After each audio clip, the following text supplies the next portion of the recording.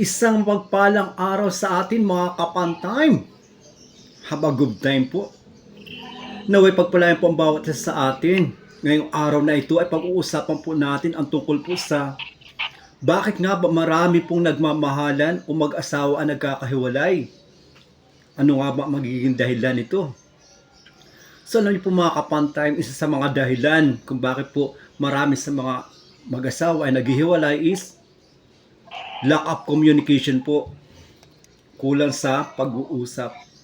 Opo, marami po sa atin na minsan meron tayong mga misunderstanding, kunting hindi pagkakaunawaan. Ito ay lumalala dahil sa di pagkakaroon ng mabuting pag-uusap. Opo, lalo na kung bawat isa sa inyo ay ma-pride at walang pagpapakumbaba. So isa po yan sa mga malaking dahilan kung bakit ang mag-asawa o nagmamahalan ang naghihiwalay dahil wala po silang tamang pag-uusap. Hindi nila na pag-uusapan yung mga problema nila. Hindi nagkakaroon ng pagkakataon na magpaliwanag ang bawat isa na may paliwanag anuman ang saloobin nila. At ang isa ay hindi naman din nakikinig. So yun po ay isa sa mga dahilan kung bakit po marami ang naghihiwalay. Ano pa po? Lagi po tayong may option. Opo. So tayong mga mag-asa sa panahon ngayon, nauso na po yung divorce o paghihiwalay, di po ba? So lagi tayong may option na may babalikan tayo, may pamilya tayo, may mamagulang tayo. So mas karamihan pinipili na lang na makapaghiwalay dahil pwede naman sila bumalik sa kanilang pamilya. Hindi po ba? Ang iba naman is, kaya ko naman mabuhay na walang asawa ko. So yun po ang nagiging dahilan. Lagi tayong may option na makakahanap naman ako ng ibang lalaki, ibang babae. Kaya po nakakalimutan natin yung ating mga sinumpaan na tayo ay magsasama sa hirap at ginhawa. So isa rin po yan sa mga dahilan kung bakit marami po ang naghihiwalay dahil po sa lagi pong may option. Ano pa po? Ang isa pa pong dahilan kung bakit naghihiwalay ang mag-asawa is wala pong pananalig o pananalangin.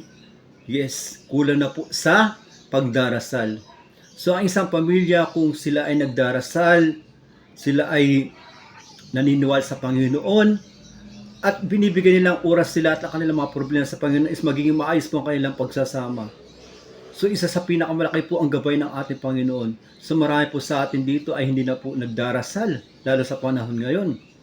Dahil masyado tayong busy sa mga technologies na mayroon tayo sa ating kapaligiran.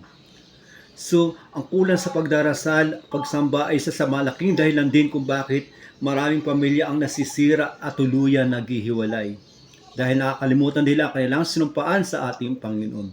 So yun po mga kapantime ay malaking impact po kung bakit po maraming pamilya ang nasisira o tuluyan naghihiwalay dahil po sa kulang sa komunikasyon o walang tamang pag-uusap sa anumang mga problema na kanilang dapat ayusin.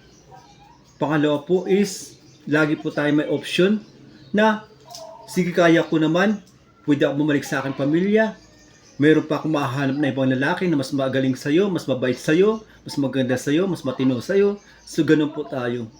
At ikatlo po ay wala tayong pananalig o nawawala na po ang ating pananampalataya sa ating poong may kapal. Maraming pong salamat sa iyo. Naway po na gusto niyo po ang na-share ko sa inyo sa mga dahilan kung bakit po maraming pamilya sa ngayon ang nasisira po o natuluyan naghihiwalay. So wag po natin gawin yun kasi kawawa po kung tayo ay may mga anak. At kapag nangyari po yan, kayo naghiwalay kayo sa iyong asawa ngayon, maaaring mangyari ulit yan sa mapapangasawa niyo ulit na ganun pa rin ang mangyayari. Dahil nagawa niyo na po ng una, maaaring gawin niyo ulit sa ikalawa, ikatlo at ikaapat. Naway wag na po natin gawin yan. At sa gagawin po natin yan is pag-isipan niyo pong mabuti. Sabi nga nila na alam niyo pinakamahirap daw ang pag-aasawa. Kasi kung ikaw ng araw pupunta, meron nga kasabihan na kung ikaw pupunta sa gira, manalangin ka 1 beses. Kung ikaw na pupunta sa laot, manalangin ka 2 beses. Pero kung ikaw naman ay magdesisyon mag-asawa, manalangin ka ng 3 beses. So mahirap po ang pag-aasawa. Mas madali pa pumunta sa gera, may chance ka pang umatras o mabuhay kung sakaling nagkahipitan is pwede ka pang magtago. Ganon din sa laot, may chance ka pang makasurvive. Pero sa pag-asawa, kung ano po sinumpaan mo is dapat yun ay gawin mo po at panagutan mo po kung ano man ang iyong pinangako. Maraming salamat po. This is your Kapatime. Have a good time.